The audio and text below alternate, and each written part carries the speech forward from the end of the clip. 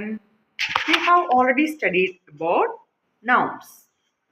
Now, today you are going to learn about the parts of noun.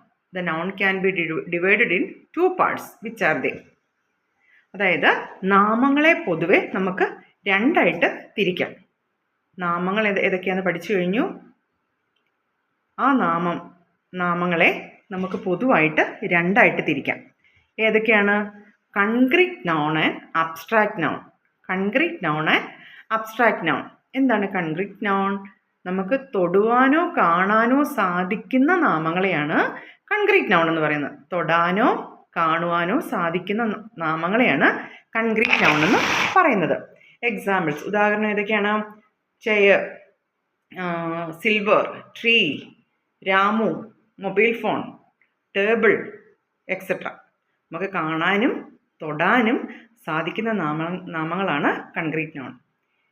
നാമങ്ങളെ പൊതുവായിട്ട് രണ്ടായിട്ട് തിരിക്കാം. അതിലെ ആദ്യത്തെയാണ് കൺക്രീറ്റ് നൗൺ. ഇനി രണ്ടാമത്തത് അബ്സ്ട്രാക്റ്റ് നൗൺ. അപ്പോൾ ഇതിന് നേരെ തിരിച്ചായിരിക്കുമല്ലോ. അബ്സ്ട്രാക്റ്റ് നൗൺ എന്ന് പറഞ്ഞാൽ കാണുവാനോ തൊടുവാനോ സാധിക്കാത്ത നാമങ്ങളെയാണ് അബ്സ്ട്രാക്റ്റ് നൗൺ എന്ന് പറയുന്നത്.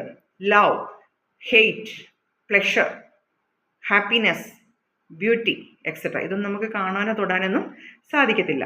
ഇതാണ് അബ്സ്ട്രാക്റ്റ് നൗൺ. അപ്പോൾ നമുക്ക് കാണാൻ സാധിക്കുന്ന നാമങ്ങളെ നമ്മൾ കൺക്രീറ്റ് നൗൺ എന്നും, കാണാൻ സാധിക്കാത്തതും തൊടാനൊന്നും സാധിക്കാത്ത നാമങ്ങളെ അബ്സ്ട്രാക്റ്റ് നൗൺ എന്നും പറയുന്നു. അടുത്ത ക്ലാസ്. Thank you.